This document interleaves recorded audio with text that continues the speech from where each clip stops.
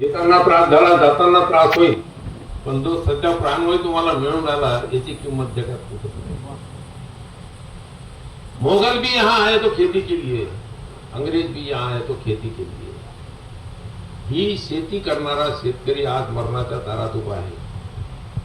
आणि रविकांत भाऊंनी सांगितलं, मी स्वतः शेतकरी आहे, शेतीशिवाय दुसरं काही नाही. सर्जक म्हणजे गुणाकार करणाऱ्या दोन जमाती, जीवाचा गुणाकार करणारी ही जमात आणि धान्याचा गुणाकार करणारी शेतकरी जमात, या सर्जक जमाती ज्या दिवशी संपतील त्या दिवशी जग संपून जाईल. म्हणून इथून थोडस आता आमच्याजवळ तर काही राहिलं नाही, 70 पार केलेली आहे.